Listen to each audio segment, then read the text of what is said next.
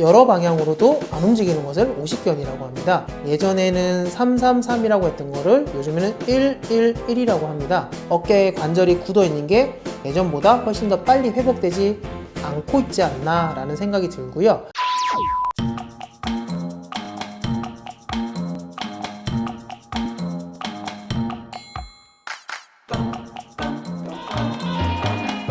오십견에 관한 질문을 해주셨네요. 먼저 오십견에 대해서 제가 간단히 설명을 드리겠습니다.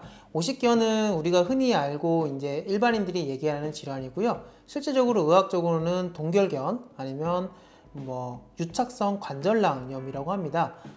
오십견에 대해서 제가 간단히 설명을 드리겠습니다. 이게 어깨 모형인데요.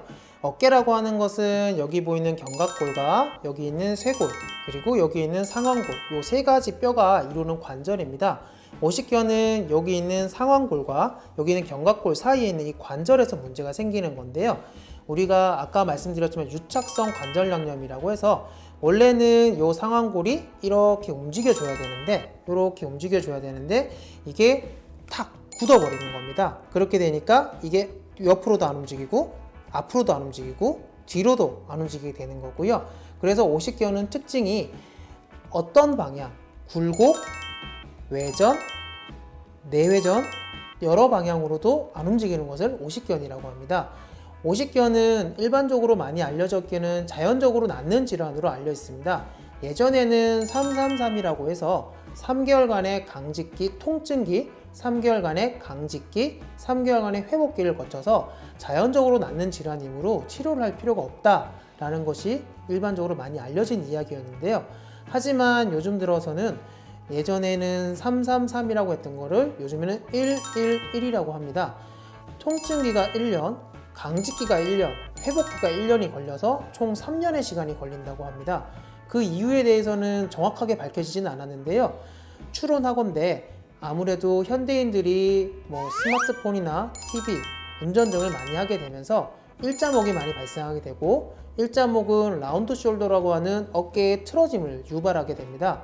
아무래도 어깨 자체가 틀어지다 보니까 어깨의 관절이 굳어 있는 게 예전보다 훨씬 더 빨리 회복되지 않고 있지 않나 라는 생각이 들고요. 오십견의 치료가 중요한 이유는 그 1년간의 통증기와 1년간의 강직기를 최소화시켜 주는 것이 제일 중요합니다. 빠른 시간 내에 회복을 할 수 있게 되고요. 특히 통증기와 강직기를 최소화시켜 주게 되면 회복기도 같이 짧아지게 되어서 오십견으로 인한 통증이 1, 2년이 아니라 6개월에서 8개월 정도만 해도 끝날 수가 있습니다. 실제로 한의원에서 오십견 치료는 약침 치료요법을 가장 많이 쓰게 되는데요. 약침 치료는 약침이라고 하는 것은 저희가 먹는 한약을 추출 정제를 해서 이제 주사기를 통해서 직접적으로 인체에 주입을 하는 걸 의미를 하고요. 어깨 모형에서 봤을 때 여기 있는 관절 내부 쪽으로 약침을 주입을 하게 됩니다. 약침은 약재의 종류만큼 다양하게 있는데요. 특히 오십견에는 도인, 홍합, 녹용 같은 약재들을 이용한 약침을 많이 응용하게 됩니다. 그 약침이 들어가게 되면 유착되었던 관절낭이 서서히 풀리게 되는 건데요. 이 서서히 풀리게 되면서 어깨가 조금씩 움직이게 됩니다. 그러면 그 움직이는 것을 바탕으로 해서 이제 스스로 운동도 하고 그리고 오십견에서 관절의 움직임을 더 잡아주게 되면 오십견의 치료가 훨씬 더 원활하게 진행된다고 볼 수 있습니다.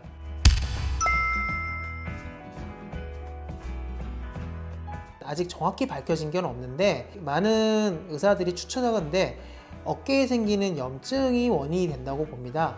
어깨라는 관절이 특징상 뼈로 이루어진 관절이 아니라 연골, 힘줄, 인대, 근육으로 이루어진 관절이다 보니 한 번 손상이 발생하게 되면 그 손상이 유지되고 만성으로 진행되기 되게 쉬운 관절입니다. 그래서 염증이 계속적으로 발생하게 되면서 그것이 이제 관절을 한다면 관절을 굳게 만드는 거 아니냐라고 이제 일반적으로 의심을 많이 하게 되고요.